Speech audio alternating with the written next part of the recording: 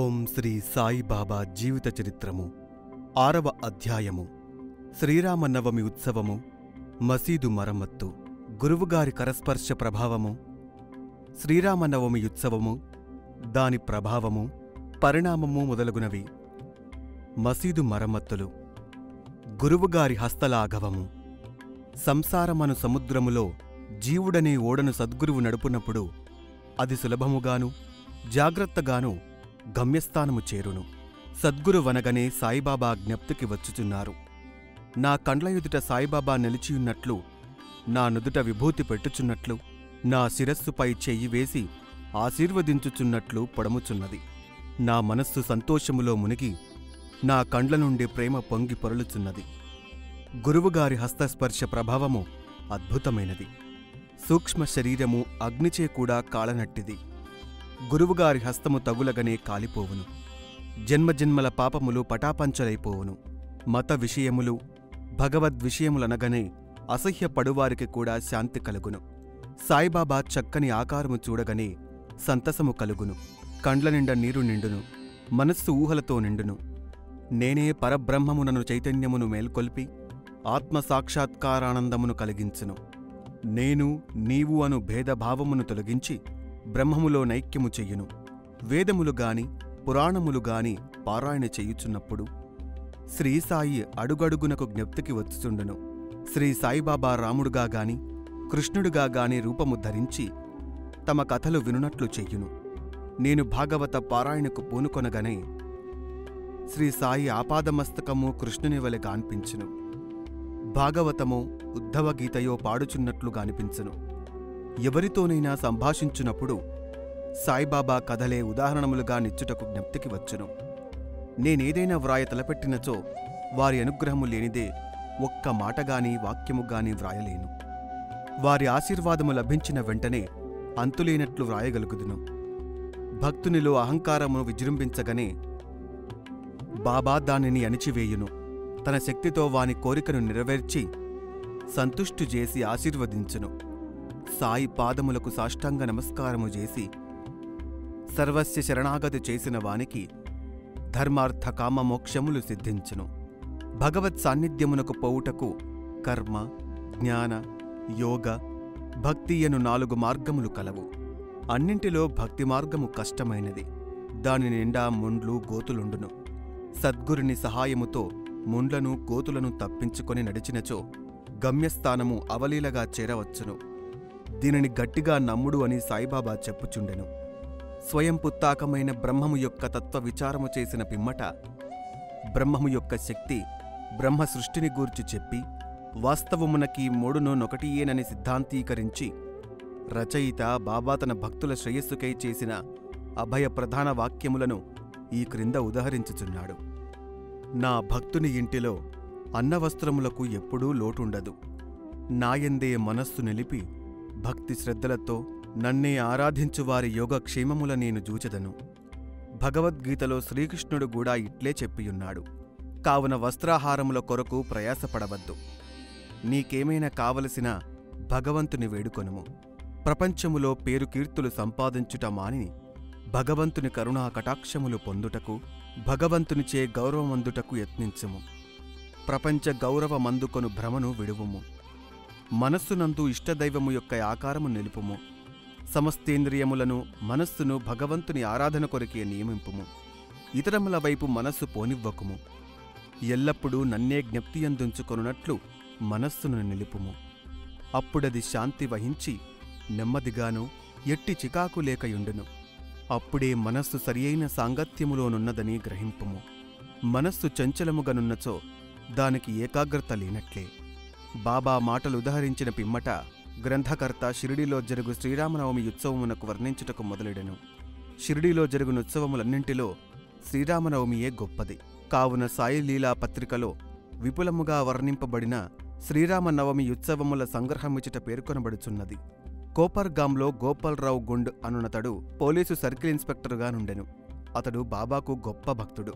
అతనికి 3 భార్యలున్నప్పటికీ సంతానము కలుగలేదు. శ్రీ సాయి ఆశీర్వచనమునచే అతనికొక కొడుకు బుట్టెను. దానికాతడు మిక్కిలి సంతసించి షిరిడీలో ఉత్సవము చేసిన బాగుండునని 1897లో భావించెను. ఈ విషయమై తక్కిన భక్తులకు తాత్యా పాటీలు, దాదా కోతే పాటీలు, మాధవరావు దేశపాండేలతో సంప్రదించెను. వారంతా దీనికి సమ్మతించిరి. బాబా ఆశీర్వాదమును అనుమతిని పొందిరి. జిల్లా కలెక్టర్ అనుమతికై దరఖాస్తు పెట్టిరి. గ్రామకరణము దానిపై ఏదో వ్యతిరేకముగా చెప్పినందున అనుమతి రాలేదు.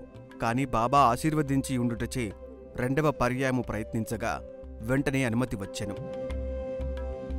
సాయిబాబాతో మాట్లాడిన పిమ్మట ఉత్సవము శ్రీరామనవమి నాడు చేయుటకు నిశ్చయించిరి. దానిలో బాబావారికేదో ఇంకొక ఉద్దేశమున్నట్లు కనిపించుచున్నది. ఈ ఉత్సవమును శ్రీరామనవమితో కలుపుట హిందువులు మహమ్మదీయుల మైత్రి కొరకు కాబోలు. భవిష్యత్ సంఘటనల్ని బట్టి చూడగా బాబా ఉద్దేశములు రెండునూ నెరవేరినవి. ఉత్సవములు జరుపుటకు అనుమతి వచ్చెను గాని ఇతర కష్టములు గాన్పించెను. షిరిడి చిన్న గ్రామమగుటచే నీటి ఇబ్బంది ఎక్కువగా నుండెను. గ్రామమంతటికీ 2 నూతులుండెడివి. ఒకటి ఎండకాలములో నిండిపోవుచుండును, రెండవ దానిలోని నీళ్లు ఉప్పనివి. ఈ ఉప్పునీటి బావిలో బాబా పువ్వులు వేసి మంచినీళ్ల బావిగా మార్చెను. ఈ నీరు చాలకపోవుటచే తాత్యా పాటీలు దూరము నుంచి మూటల ద్వారా నీరు తెప్పించెను. అప్పటికి మాత్రమే పనికి వచ్చునట్లు అంగళ్ళు వేసిరి. కుస్తీల కొరకేర్పాటు చేసిరి. గోపాలరావు గుండునకొక స్నేహితుడు గలడు. వాని పేరు దాము అన్నా కాసార్. అతనిది అహ్మద్నగరు. అతనికి కూడా 2 భార్యలున్నప్పటికీ సంతానము లేకుండెను. అతనికి కూడా బాబా ఆశీర్వాదముతో పుత్రసంతానము కలిగెను. ఉత్సవము కొరకు ఒక జెండా తయారు చేయించెను. అట్లనే నానాసాహెబు నిమోన్కరును ప్రబోధించగా అతడు కూడా ఒక నగిషీ జెండానిచ్చుటకు ఒప్పుకొనెను.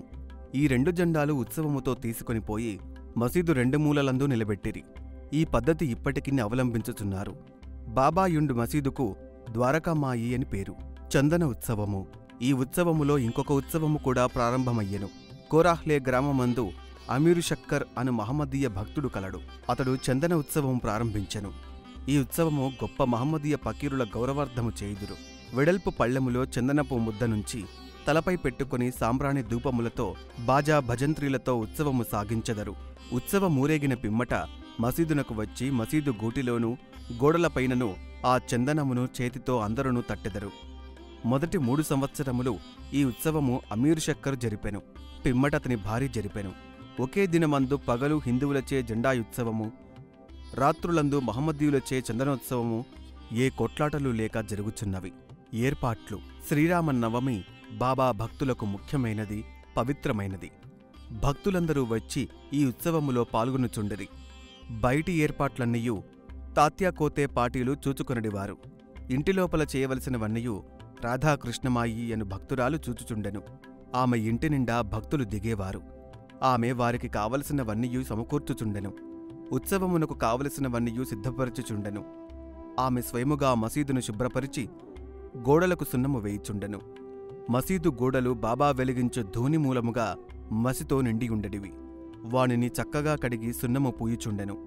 ఒక్కొక్కప్పుడు మండుచున్న ధుని కూడా తీసి బయటపెట్టుచుండెను.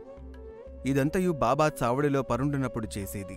ఈ పనిని శ్రీరామనవమికి ఒకరోజు ముందే చేయుచుండెను. బీదలకు అన్నదానమనగా బాబాకు చాలా ప్రీతి. అందుచే బీదలకు అన్నదానము ఈ ఉత్సవమునందు విరివిగా చేయుచుండిరి. వంటలు విస్తారముగా మిఠాయి దినుసులతో రాధాకృష్ణమ్మాయి ఇంటిలో చేయుచుండిరి.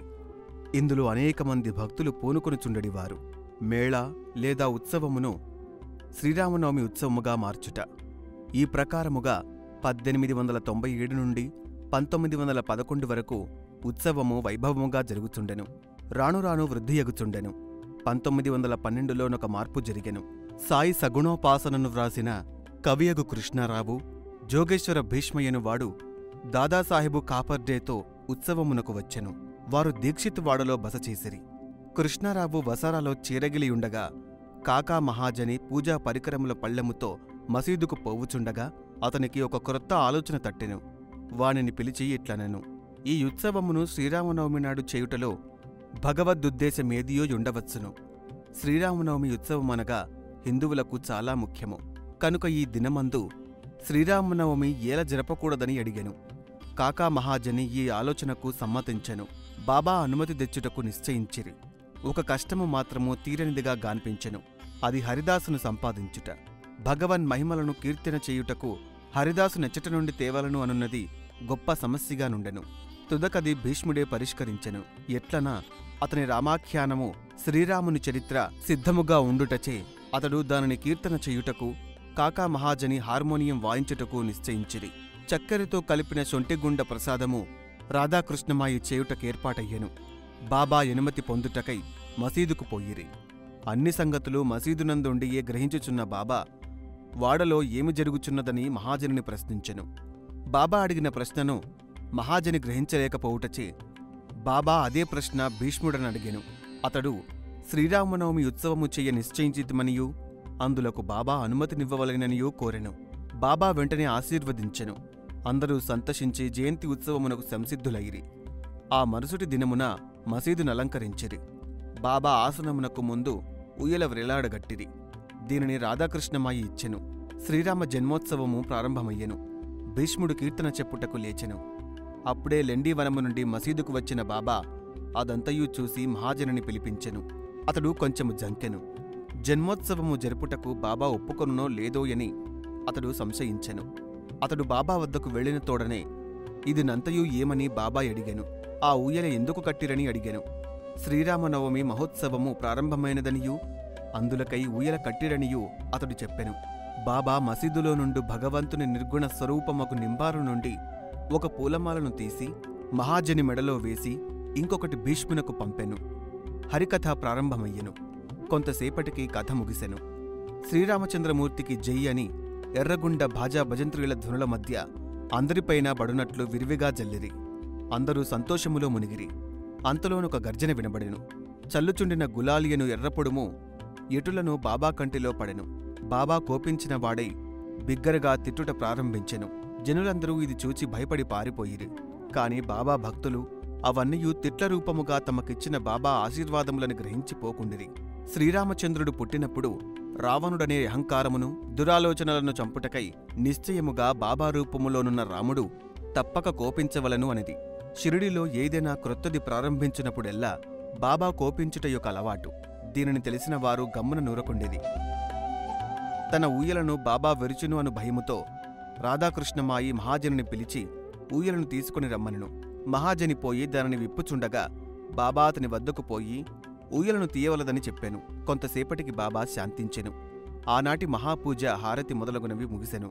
సాయంత్రము మహాజని పోయి ఊయలను విప్పుచుండగా నుత్సవం పూర్తి కానందున బాబా దానిని విప్పవద్దని చెప్పి ఆ మరుసటి దినము శ్రీకృష్ణ జననమునాడు పాటించు కాలహండి అని ఉత్సవము జరిపిన పిమ్మట తీసివేయవచ్చునని చెప్పెను. కాలాహండి అనగా నల్లని కుండలో అటుకులు, పెరుగు, ఉప్పు, కారము కలిపి వ్రేలాడగట్టెదరు. హరికథ సమాప్తమైన పిమ్మట దీనిని కట్టెతో పగులగొట్టెదరు. రాలిపడిన అటుకులను భక్తులకు పంచిపెట్టెదరు.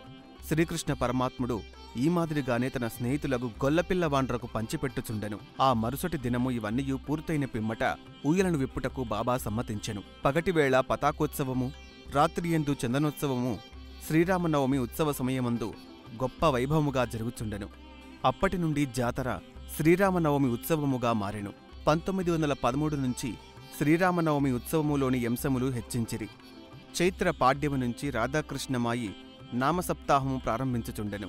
భక్తులందరూ అందు పాల్గొందురు. ఆమె కూడా వేకువజామున భజనలో చేరుచుండెను.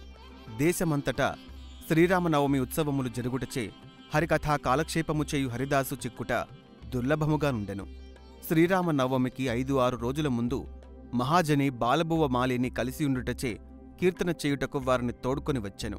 ఆ మరుసటి సంవత్సరము అనగా 1914లో సతారా జిల్లా బీర్హాడ్ సిద్ధకవటే గ్రామములోని హరిదాసుడగు బాలబువ్వ సతార్కర్ స్వగ్రామములో ప్లేగు వ్యాపించియుండుట చేత కథలు చెప్పక ఖాళీగానుండెను.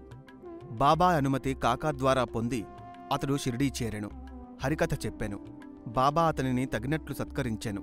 ప్రతి సంవత్సరము ఒక్కొక్క క్రొత్త హరిదాసును పిలుచు ఈ సమస్యను 1914వ సంవత్సరములో శ్రీ సాయి పరిష్కరించెను. ఈ పని శాశ్వతముగా దాసగణు మహారాజునకు అప్పగించెను. ఈనాటి వరకు దాసగణు ఈ కార్యమును జరుపుచున్నారు. 1912 నుండి ఈ ఉత్సవము రానురాను వృద్ధి పొందుచుండెను. చైత్రశుద్ధ అష్టమి మొదలు ద్వాదశి వరకు షిరిడీ తుమ్మెదల పట్టువలే ప్రజలతో నిండుచుండెను.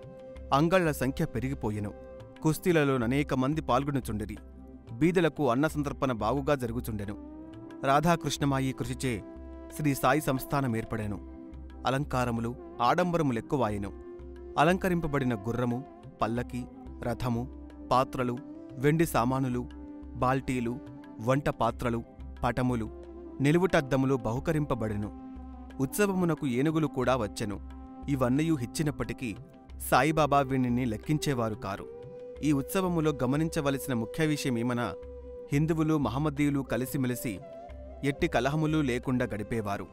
మొదట 5,000 మొదలు 7,000 వరకు యాత్రికులు వచ్చేవారు. తుదకు 75,000 వరకు రాజొచ్చిరి.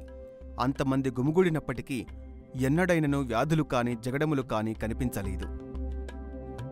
మసీదు మరామత్తులు. గోపాలరావు గుండునకు ఇంకొక మంచి ఆలోచన తట్టెను. ఉత్సవములు ప్రారంభించినట్లే మసీదును తగినట్లుగా తీర్చిదిద్దవలనని నిశ్చయించుకొనెను. మసీదు మరామత్తు చేయు నిమిత్తమై రాళ్లను తెప్పించి చెక్కించెను. కాని ఈ పని బాబా అతనికి నియమించలేదు. ఈ పని నానాసాహెబు చాందోర్కర్కు, రాళ్లు తాపన కాకాసాహెబు దీక్షిత్కు నియోగించెను. ఈ పనులు చేయించుట బాబాకిష్టము లేకుండెను.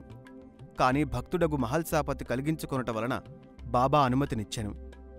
బాబా చావడిలో పండుకొన్న ఒక్క రాత్రిలో మసీదు నేలను చక్కని రాళ్లచే తాపన చేయుట ముగించిరి.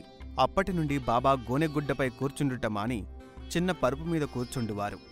గొప్ప వ్యయప్రయాసలతో 1911వ సంవత్సరములో సభా మండపమును పూర్తి చేసిరి. మసీదుకు ముందున్న జాగా చాలా చిన్నది, సౌకర్యముగా లేకుండెను. కాకాసాహెబు దీక్షిత్ దానిని విశాలపరిచి పైకప్పు వేయదలచెను. ఎంతో డబ్బు పెట్టి ఇనుపస్తంభములు మొదలగునవి తెప్పించి పని ప్రారంభించెను. రాత్రి ఎంతయూ శ్రమపడి స్తంభములు నాటిరి. ఆ మరుసటి దినము ప్రాతఃకాలముననే బాబా చావడి నుండి వచ్చి అది అంతయూ జూచి కోపించి వారిని పీకి పారవేసెను. ఆ సమయమందు బాబా మిక్కిలి కోపోద్దీపితుడయ్యెను. ఒక చేతితో ఇనుపస్తంభము బెకిలించుచు రెండవ చేతితో తాత్యా పాటీలు పీకను పట్టుకొనెను. తాత్యా తలపాగను బలవంతముగా తీసి అగ్గిపులతో నిప్పంటించి ఒక గోతిలో పారవైచెను. బాబా నేత్రములు నిప్పుకణముల వలె వెలుగుచుండెను. ఎవరికినీ బాబావైపు చూచుటకు ధైర్యము చాలకుండెను. అందరూ భయకంపితులైరి. బాబా తన జేబులో నుంచి ₹1 తీసి ఇటువైపు విసిరెను. అది శుభ సమయమందు చేయు ఆహుతి వలె కనపడెను. తాత్యా కూడా చాలా భయపడెను. తాత్యాకేమి జరుగుచున్నదో ఎవరికీ ఏమీయూ తెలియకుండెను. అందులో కల్పించుకొనుటకెవ్వరికీ ధైర్యము లేకుండెను. కుష్ఠురోగియు బాబా భక్తుడునగు కాంగోజీ సింధియా కొంచెము ముందుకు పోగా బాబా వానిని ఒక్క ప్రక్కకు త్రోసెను. మాధవరావు ప్రయత్నించగా వానిపై బాబా ఇటుకరాయి రువ్వెను. ఎంతమంది జోలికి పోదలచిరో అందరికీ ఒకే గతి పట్టెను. కాని కొంతసేపటికి బాబా శాంతించెను. ఒక దుకాణదారుని పిలిపించెను. వాని వద్ద నుంచి జరీపాగాను క్రయమునకు తీసుకొనెను. దానిని బాబా స్వయముగా తాత్యా తలకు చుట్టెను. తాత్యాను ప్రత్యేకముగా గౌరవించుటకు బాబా ఇట్లు చేసి ఉండెను. బాబా యొక్క ఈ వైఖరిని చూచిన వారెల్లరూ ఆశ్చర్యమగ్నులైరి. అంత త్వరలో బాబాకెట్లు కోపము వచ్చెను? ఎందుచేత నీ విధముగా తాత్యాను శిక్షించెను? వారి కోపము తత్క్షణమే ఎట్లు చల్లబడెను అని అందరూ ఆలోచించుచుండిరి. బాబా ఒక్కొక్కప్పుడు శాంతిమూర్తి వలె కూర్చుండి అత్యంత అనురాగముతో మాట్లాడుచుండువారు. అంతలో అకారణముగా కోపించడివారు. అటువంటి సంఘటనలు అనేకములు గలవు. కాని ఏది చెప్పవలనన్న విషయము తేల్చుకోలేకున్నాను. అందుచే నాకు జ్ఞాపకము వచ్చినప్పుడెల్లా ఒక్కొక్కటి చెప్పెదను. ఓం నమో శ్రీ సాయినాథాయ. శాంతి శాంతి శాంతి. 6వ అధ్యాయము సంపూర్ణము.